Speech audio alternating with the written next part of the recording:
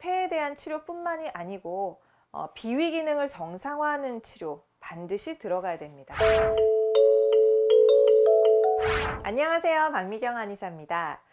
마른 기침, 이 마른 기침을 치료하다 보면 간혹 이런 환자분들이 오시는데요. 한약을 먹어도 그때뿐이다, 또는 양약을 먹어도 그때뿐이다. 그리고 한약을 한두 제 먹어봤는데 먹을 때는 좀 잡히는 것 같더니 약이 끊어지니까 다시 기침이 바로 시작된다고 그렇게 불평을 하시는 경우가 있습니다. 최근에 이런 분 한 분이 오셨는데 제가 살펴보니까 마른 기침이 생길 수밖에 없는 다양한 원인을 다 가지고 오신 분이셨어요.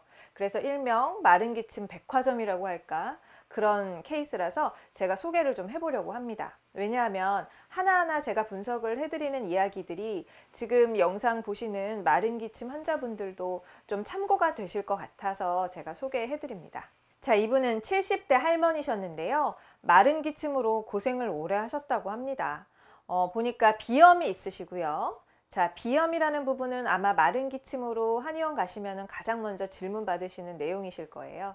자, 그래서 비염이 있으셨고요. 또 제가 손바닥을 살펴보니까 제가 살펴보는 사인이 있거든요. 산소가 부족하면 나타나는 그 사인이 보이더라고요.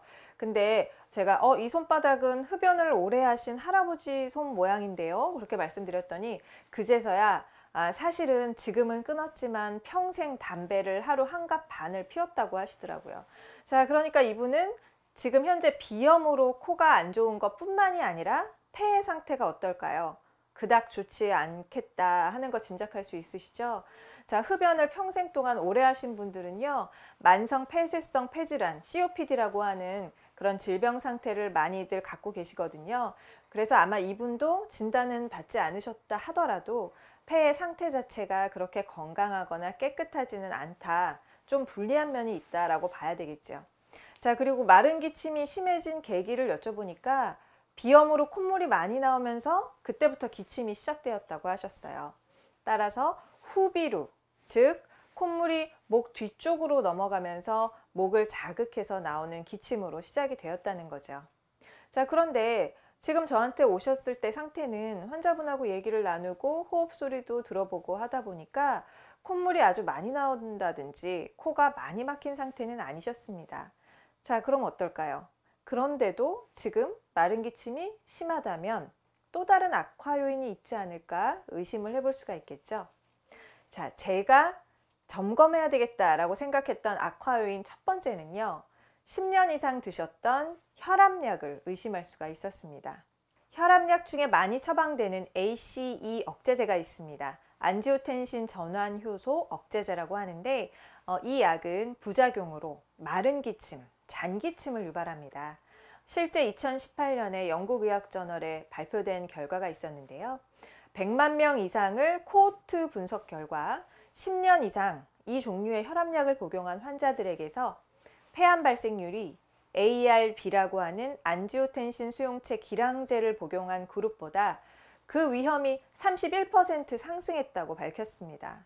자, 이 결과에 대해서 아직까지도 이제 학계의 갑론을박이 이어지고 있는 중이기는 하지만요, 우리가 여기서 알 수 있는 거는 어떤 종류의 혈압약은 마른 기침을 유발하고 폐에 대해서도 영향을 줄 수 있다라는 그런 충분한 임상적인 그런 경향성에 대해서는 알 수가 있죠. 따라서 마른 기침이 유독 낫지 않는다면 혈압약에 대한 고민을 좀 내과 주치의 선생님과 함께 나눠보는 것도 좋을 것 같습니다.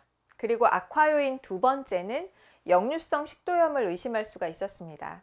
제가 이 환자분을 침대에서 복진을 해본 결과 배가 누워 있으신데도 남산만하게 좀 불러 계시고요. 둘레가 커져 있더라고요. 그래서 제가 만져보니까 중환혈이라고 하는 명치와 배꼽 사이가 차갑게 느껴졌습니다. 자, 이것은 소화 기능이 제대로 이루어지지 않고 있음을 알 수가 있었고요. 또 배를 이제 꾹 눌러서 촉진을 해보니까 가스가 여기저기 가득 차 있더라고요. 그래서 제가 여쭤봤죠. 혹시 목에 뭐 걸린 느낌, 간질간질한 그런 느낌 없으세요? 이렇게 여쭤보니까 맞다고, 목이 좀 간질거리면서 뭔가 삼켜도 삼켜지지 않는 것 같은 그런 걸린 느낌이 있다고 말씀을 하셨습니다. 자, 이것을 보면 알 수 있는 것은 이 환자분은 한의학적으로 비위 기능이 떨어진다, 즉 배가 좀 차갑고 장의 소화 기능이 떨어지는 타입이신 거예요. 그 결과로 장의 운동도 느려지고요.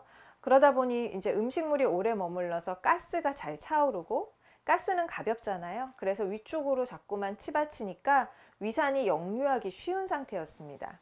즉 역류성 식도염이 의심이 되고요. 그 때문에 인후 부위가 자극이 돼서 기침이 나오는 형태였습니다. 자, 이런 경우는요, 환자분이 한약을 드셔도 그 식사 관리를 함께 하지 않는다면 약을 드실 때 뿐이지 근본적인 치료가 어렵습니다. 때문에 소화가 잘 되는, 소화가 쉬운 음식 드셔야 되고, 또 가스를 발생시키지 않는 음식으로 좀 골라서 드실 필요가 있고요. 비위 기능을 건강하게 되살려 놓아야 기침 증상도 좋아질 수가 있습니다. 자, 그래서 제가 드린 식이 처방이 잡곡밥을 끊으시라고 했는데요. 자, 이분이 10가지를 넣은 잡곡밥을 드시고 계시다고 하더라고요. 그런데 잡곡이 좀 문제가 되는 이유는 거친 섬유질을 우리가 너무 많이 드시면 장이 더 가스가 잘 차거든요. 그러면은 더 치받치고 기침이 더 지속될 수 있기 때문에 오히려 잡곡을 좀 빼서 정리를 하시고 콩이나 수수 정도 이렇게 한두 가지만 넣어서 소화가 잘 되게 드시는 것이 더 좋은 방법입니다. 그리고 과식은 금물이고요. 또 음식 드신 다음에 바로 눕는다든지 이렇게 역류성 식도염을 악화시키는 행동을 피하셔야 됩니다. 또 이분이 커피가 기관지 열어준다고 해서 커피를 많이 드셨대요. 그런데 카페인도 이런 유형의 환자분들께는 오히려 위산을 역류하게 하고 기관지를 건조하게 하기 때문에 피하시라고 말씀드렸습니다. 자, 이 환자분의 처방은 어찌 되어야 할까요? 코의 비염도 치료를 해드려야 되고, 폐의 호흡 기능도 열어드려야 되고, 또 폐를 촉촉하게 하는 윤폐작용, 즉 폐의 진액을 늘려줄 필요가 있는데요. 자, 이러한 폐에 대한 치료뿐만이 아니고 비위 기능을 정상화하는 치료 반드시 들어가야 됩니다. 자, 아마 이 환자분은 소화가 잘 되고 배변이 좀 시원스럽게 되고 가스가 빠지면 기침도 좋아질 거예요.